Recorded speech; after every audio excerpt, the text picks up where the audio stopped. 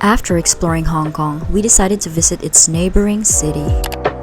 Macau is situated in the southern part of China and it is right next to Hong Kong. To get there, we have to go to the Hong Kong-Macau ferry pier by train. After just approximately 1 hour, we arrived at Macau. When you look at the wayfinding signages in Macau, you can clearly see the influence of Portugal.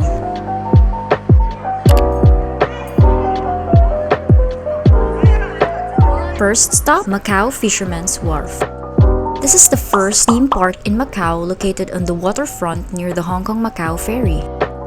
It is filled with a replica of the famous landmarks in Europe.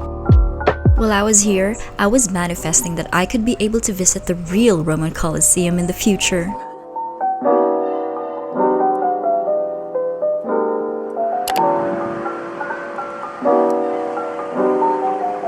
As architecture enthusiasts, we truly enjoy strolling around cities. We were headed to the city center to explore Macau's architecture.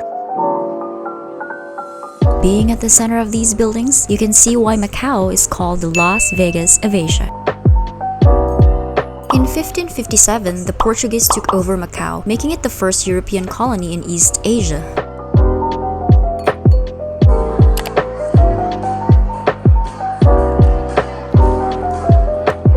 Macau is the gambling capital of the world. It is the only place in China where casino gambling is legal. Gambling tourism is Macau's biggest source of revenue, and it took over Las Vegas. We tried winning at the casinos here, but to no avail. We loved how they served free coffee and pastries.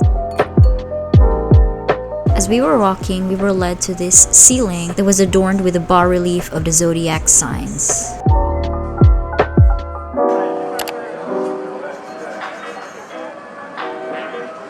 Macau is a multicultural city and it is evident in their architecture. We also tried their street food such as this tasty beef jerky. A few moments later, it was time for a late lunch and we ordered this house special noodles. The flavor was not that overwhelming, so we had the freedom to add some condiments to our liking.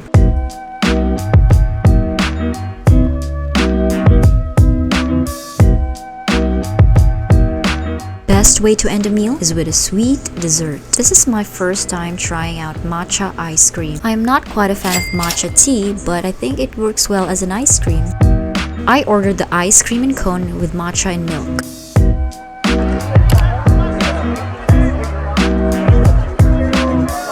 Macau became an outpost for Western religions. In the 1500s and 1600s, many churches were built here, including this iconic standalone wall, which is what remained of the St. Paul Church.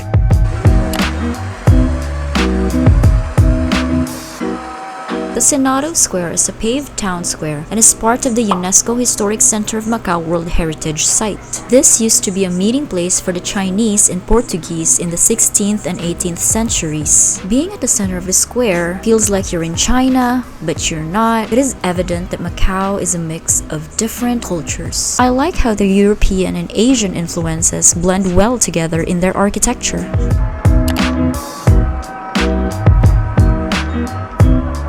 Our next stop is another architectural landmark. This building is modeled on its sister casino resort, the Venetian Las Vegas. It is said to be the largest casino in Asia.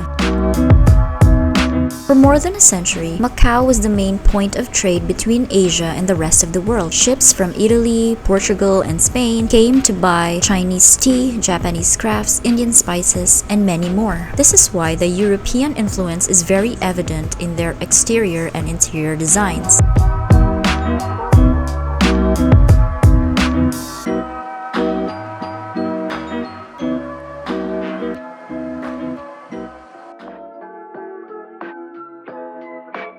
This place is inspired from Venice, Italy. Hoping in the future that we could visit the real Italy.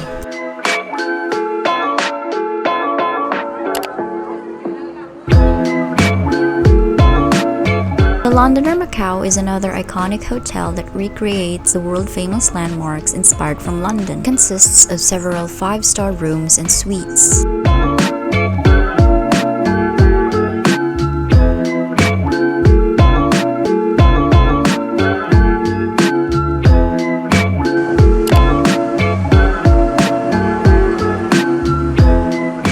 Parisian Macau features a half-scale recreation of the Eiffel Tower. This was our last stop in Macau and I could already feel my feet hurt as we were just walking all day.